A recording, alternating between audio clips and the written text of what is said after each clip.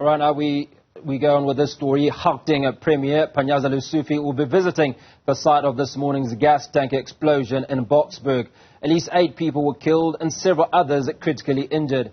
It's believed a gas tanker went under the bridge at Railway Street in Boksburg and exploded. The explosion happened on Hospital Road. Our reporters Erin and Minisi are covering the story for us now, and we cross over to Erin. Erin, good to speak to you. Just give us an update on any other facts that have emerged from this morning's explosion. Yes, well, what has emerged is that there was damage incurred on OR Tambo Hospital in that explosion. That's according to the official statement from the Gauteng government announcing that Panyaza Lesufi, Premier, will be here from 1 o'clock. We have been gathering information from eyewitnesses, people who were on site either as that first explosion happened or as those several explosions followed, and that includes this gentleman here. So just tell us what you saw when you got here and around when you got here. When I got here, I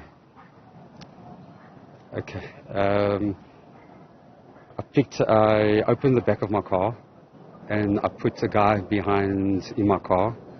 I went through the debris, took him to the hospital, and by the time I got to the hospital, and I'm talking the hospital, people's skin was out already there. I just want to stop you there again, just to emphasize we are discussing the aftermath of a deadly explosion. So please, viewers, be aware that this is sensitive material, and you may want to just bear that in mind as we get into more of this. Thank you. The scenes at the hospital. What did you see? What did you hear? What did you smell? What did you feel? Well, I still got the skin burning in my clothes. I still got it. I still smell it now. But when I got there, they told me that I must go to the other hospital. My car was on reserve, so I could not take the person to another hospital. So I helped him and I put him in the grass at the scene. But by that time, it was chaotic. There was a lot of people already. It was chaos there because people's skin was peeling. The other car, they turned around, they told him to go out the hospital again. I don't know where he went. And this is another car with people who'd been injured in the explosion, is that right? Yes. When I was here in the beginning, I saw a guy running. So I opened the boot of my car. I've got an Opel Corsa. I put him inside and I drove through the debris to the hospital. And when I got to the hospital, it was chaotic already because I believe what I saw. And what I saw in the scene, people were burnt outside the hospital. And I'm going in the security boom. So I think what you're saying, and you'll correct me if I'm wrong, is that the hospital was also a site of damage as a consequence of the explosion, not just where people who were injured were being taken. And that's certainly what we hear in the Gauteng provincial statement. No, people were burnt outside the hospital. It was chaos. And the grass, people on the grass, were those injured people? It was chaos. It's people. I'm only talking about the hospital only. It was a madhouse, and that is you're talking when I was there. After the hissing sound of the truck, you're talking not even 6 minutes, and people were. It was bad. I promise you, it was bad, bad, bad. Are you going to be able to sleep tonight? Well, yes, I can, because it just gives me back memories when I was in the army. But it's even here. What's so sad that I saw a lady. I woke up at 7 o'clock in the morning with the explosion. I was there. I double-checked my phone. It was 7:22. When I took that guy to a hospital and back, my last picture was at 7:48. You're looking at, there was a lady there. The first medic there was there, and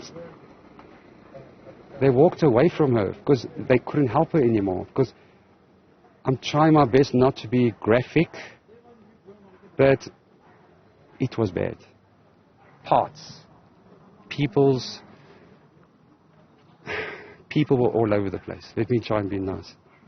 Thank you very much, and thank you for your time. I mean, that's, again, what we are hearing about what was on scene this morning. That first explosion drawing in bystanders, drawing in people really agog at that initial explosion involving the leaking of that gas tanker, and that gathering of people on both sides of the bridge at which it was, we understand, stuck, then led to the large numbers of bystanders and gawkers, you could say, who were then either fatally injured or injured. According to that same Gauteng provincial statement, some 50 injuries.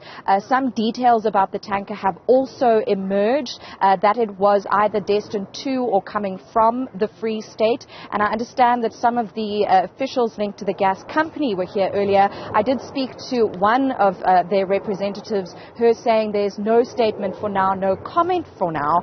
But bear this in mind, it's understood that there were two drivers with that tanker, their relatives rushing to the scene to try and find out what had happened to their relatives, what had happened after that initial snag with that tanker getting stuck under that bridge at Railway Road. And so these amongst many questions around what exactly happened that led to these fatal explosions that have a death toll currently officially at 10 people, 50 odd injuries and likely to rise. These are adults, these are children, and these are people that have, in some cases, yet to be identified.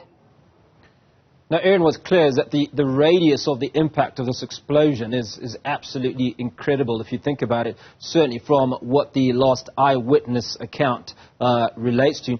What is the distance from the gap, from the bridge where the explosion occurred to the hospital? Because he details how many of the individuals at the hospital were not coming from the scene, but were actually just standing by, if you will, and were impacted by this huge explosion.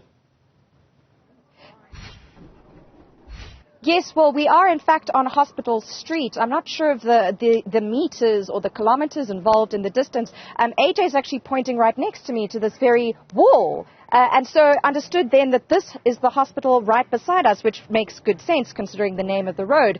And so it was right next door to where that explosion took place. And that's why during that interview moments ago, you heard me saying not only was the hospital the site of where people were being taken once injured, it's also the site of impact, or one of the sites impacted. We understand, according to some information circulating amongst the Afriforum community, that at least, I think it's 4 houses were also quite severely impacted by the damage, by the impact of that explosion. And in fact, I've spoken to some more people who've been around us here. We've been pushed quite a way back in terms of meters from the actual bridge itself. But people saying that they'd heard the explosion in Brakpan, they'd heard it as far as Primrose. Those are the sorts of radii that we're talking about when it comes to awareness of these explosions as they happened. And as you've pointed out, and we've now figured out, putting logic to the test, the hospital is right here. Not only the site of the impact of those explosions, but also where people were being treated. And as we've also heard from people on site here, so many injuries incurred along with fatalities that they've had to airlift people. We saw choppers overhead, and also move people, those paramedics who were injured, those firefighters who were injured, having to be moved from OR Tambo to another hospital after initial admission. That's Erin coming to us live from Boksburg, where we are continuing to cover that story around the gas tanker that exploded earlier this morning. Linda Minisi, one of our reporters, is also in Boksburg at the moment. Linda, what are some of the facts that you've been able to pick up from where you are at the moment?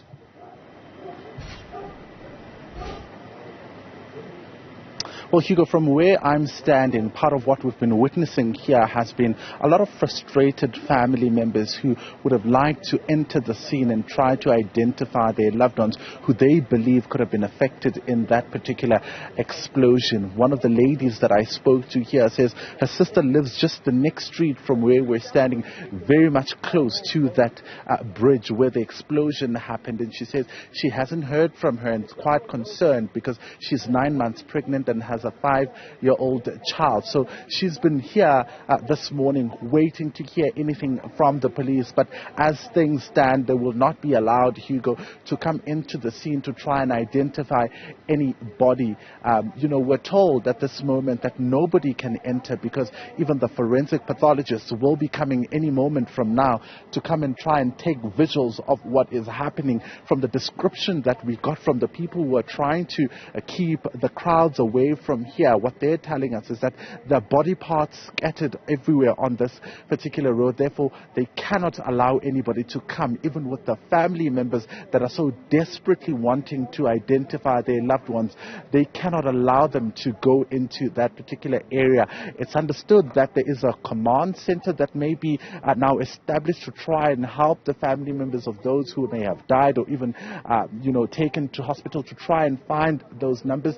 They've been directed to a certain part of that hospital to make sure that they're able to locate their loved ones. But as you can imagine, the frustrations from those who are unable to confirm whether or not their loved ones are injured or have died. But also, you can only imagine the trauma of family members who are sitting watching this from their television screens. I'm joined by one now who heard the news of the explosion and was quite concerned given the fact that this happened right next to the OR Tambo Hospital. A family member is in that hospital. In fact, before we speak to him, you can already see some of the forensic pathologists arriving there to try and take those visuals that we were told about earlier on. So at this moment, those vehicles will then follow to try and gather all the body parts as well as the remains of the people who are there. Let's try and get now a sense from family members who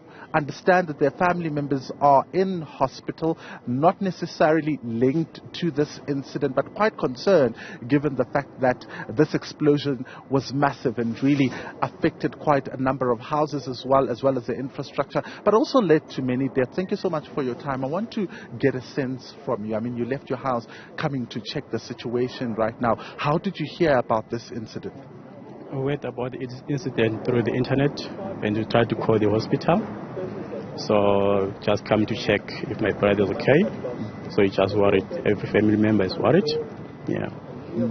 And what did you get from the hospital? We can imagine at the moment they're very inundated with all the people who have come, who have been brought in. What did I what? I'm saying, what did you get from the hospital? What did they say to you when you called them? They said the part of the hospital is fine, then the other one, so you're not sure which my brother is okay or not. You just want to go and confirm inside, though you are not allowed to go inside. Yeah. So they told you that a portion of the hospital had been affected? Yes, they told us that. Okay. Yeah. So at this moment, you don't know whether or not your brother has been affected by this explosion? Yes, we don't know yet, so we are just so worried. Talk to me about how that makes you feel.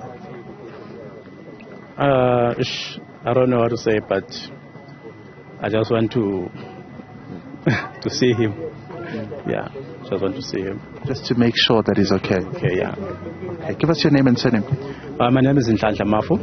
Yes. All right. Thank you so much for your time, Mafu. They're giving us, an account from some family members who have loved ones in the hospital, saying that they were told by the hospital when they called inquiring about this incident that a portion of the hospital had been affected. So they're here trying to make sure that their brother is okay. But at the moment, we've had a number of family members who are here quite concerned, Hugo, some even saying that their loved ones left some of their cars on this road. road and at this moment can't point out where to look for them or where to find them. So from where I'm standing, a lot of the encounters that we're having are from people who are missing loved ones. As you can imagine, some of them can't even come on screen and speak to us and talk to us about how they're feeling, what really happened, how they heard of the incident, because they're frantic, right, wanting to get information from authorities who are here. But the one thing that is quite common was being communicated to them is that they cannot go in there. They cannot go and try to, identify any of their loved ones. Police, as well as some security, making sure that they're keeping members of the public at bay. In fact, what they're telling members of the public that are coming here is that, in fact, this is how other people were injured in this incident, by trying to come and witness the first explosion and what was happening. There was a video that was being shown here to some members of the public, where the lady that I spoke to initially, the family member, was detailing how initially her sister-in-law had been taking videos at that very scene before the second explosion happened, and how the son that they're now looking for was also in the midst of everything that was happening. So it seems some of the people, or many of the people who got injured after the first explosion, they came through trying to take those visuals, but hey, they found themselves in that situation. Now, Linda, before we let you go, we understand that the explosion took place under a bridge. What is the state of some of the infrastructure in that area? Have you been able to establish?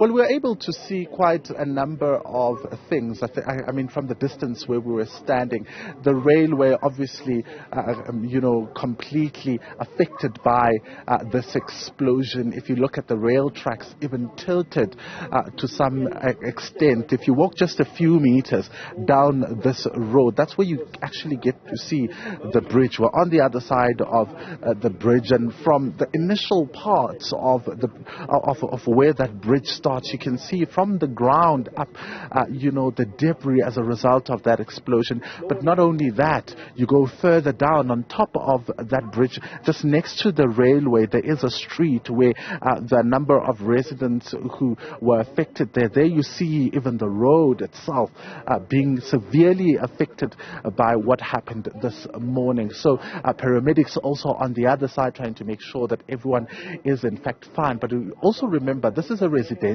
area, Hugo, and there may also have been animals, on site or even in these properties. And what we're also able to see was some of the authorities from the SPCA going house to house, trying to inquire if there are no animals in there that have been affected, trying to get other dogs out and trying to also take care of them in the midst of what is happening. Linda Minisi, appreciate your time. And Linda Minisi is one of our two reporters that are out in Boksburg at the moment, covering details of what's transpired since that gas explosion earlier this morning, where a tanker went under a bridge, caught fire and exploded, killing at the moment 10 people from what we understand, and several people are in hospital.